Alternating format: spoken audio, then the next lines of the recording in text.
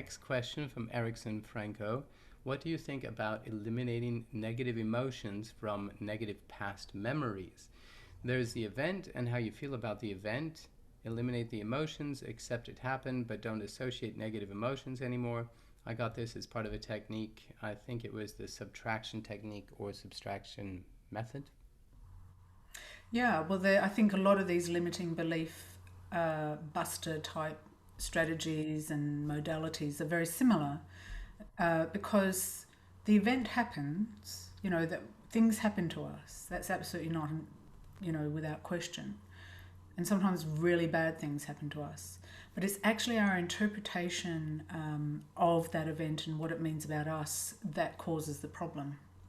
So if you have had, say, you've been abused by a parent, when every time you misbehave and being told that, you're very bad and that you're not loved or favored or not good enough, then the child makes this association of that negative experience with meaning I'm not good enough, I'm a bad person, I'm not accepted, I'm not loved, or I'm not lovable.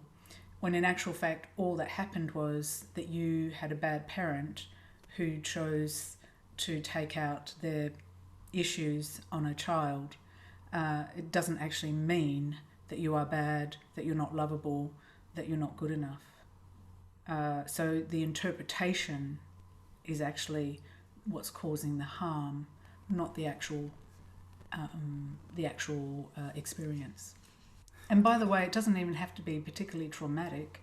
I had a hypercritical mother who she thought that the only way to make me as good as I could be was just to point out my failures, and didn't really understand that actually she needed to also be pointing out the things that I was doing well. So I came away thinking that everything I did was wrong, and that I wasn't good enough, and that I wouldn't ever make her happy, that sort of thing. But in actual fact, I knew that she loved me very much. And then one day my dad said to me, well, you understand, but she doesn't say anything, then she's saying it's good. Well, as a child, I didn't know that. So I came away with that belief. That was my interpretation. And so it doesn't have to be anything really traumatic. It could be just this, repeated feedback that you're getting that's somehow making you not realize that there are other aspects of you as well, that you're just focusing on the one. Yeah, I think that's also important that we remind ourselves of that, especially if you're working with the voice. It's such a part of our identity, and when we're singers, part of our identity of who we are in the workplace as well as artists.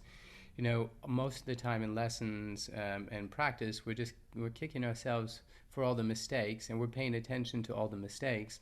But we also need to pay attention to all the good things that are going on and remind ourselves of that. One musical conductor I had when I was early on in my opera career, he said, you know, the entire piece, you're doing an amazing job, and there's two notes that aren't perfect, but that's not representative of your work.